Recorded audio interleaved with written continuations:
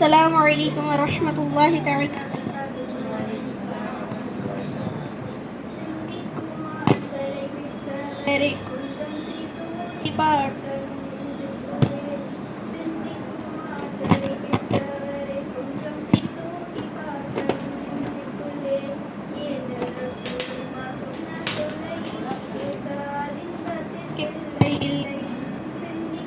ஆற்றலை பெற்றவரை கொஞ்சம் சீர்தூக்கி பார்க்கணும் நெஞ்சுக்குள்ளே.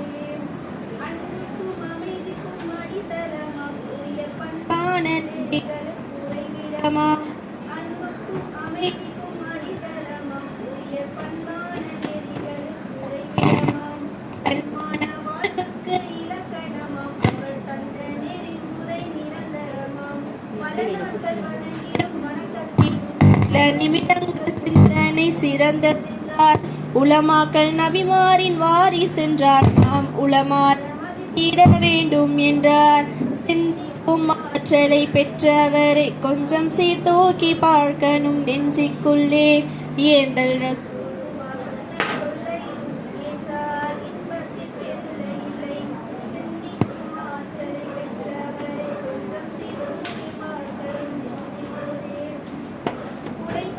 வியர்வை ஊதியம் கொடுத்திட வேண்டும் என்றார்.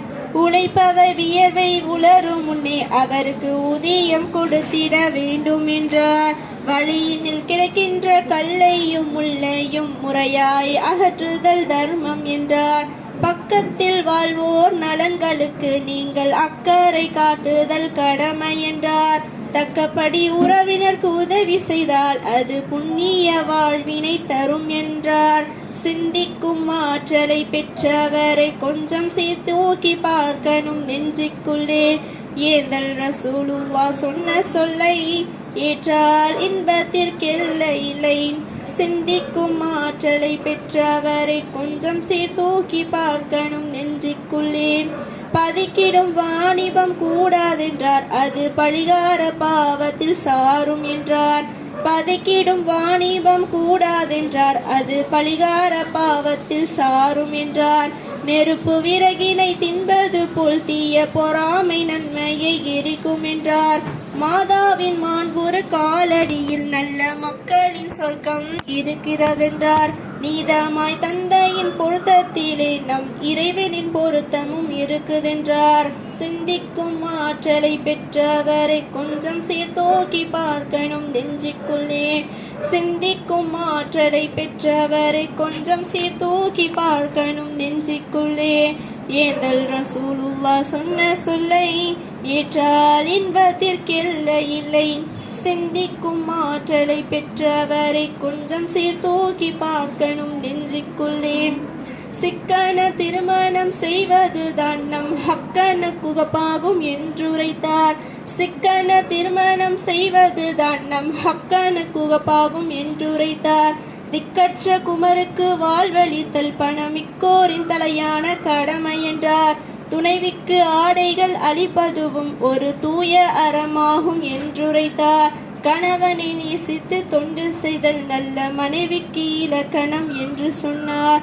சிந்திக்கும் ஆற்றலை பெற்றவரை கொஞ்சம் சீர்தூக்கி பார்க்கணும் நெஞ்சுக்குள்ளே. சிந்திக்கும் ஆற்றலை பெற்றவரை கொஞ்சம் சீர்தூக்கி பார்க்கணும் நெஞ்சுக்குள்ளே. ஏந்தல் ரசூலுல்லாஹ் சொன்ன சொல்லை ஏற்றால் இன்பத்திற்கெல்லை இல்லை. சிந்திக்கும் ஆற்றலை பெற்றவரை கொஞ்சம் சீர்தூக்கி பார்க்கணும் நெஞ்சுக்குள்ளே. கருமியாய் இருப்பவர் பாவி என்றார். சீர் எளிமையாய் வாழ்வதி சிறப்பு என்றார். கருமியாய் இருப்பவர் பாவி என்றார். சீர் எளிமையாய் வாழ்வதி சிறப்பு என்றார். சரியாக ஜக்காத்தை கொடுத்து வந்தால் அது சரியாமல் செல்வத்தை காக்கும் என்றார். மறுமையின் வினை நிலம் இம்மையாகும், அதை அருமையாமல் செய்து பெருக்கும் என்றார். குறைவில்லா சொர்க்கத்தில் நுழைவதற்கு நாம் இறைமறை வழி நின்று வாழ்வோம் என்றார்.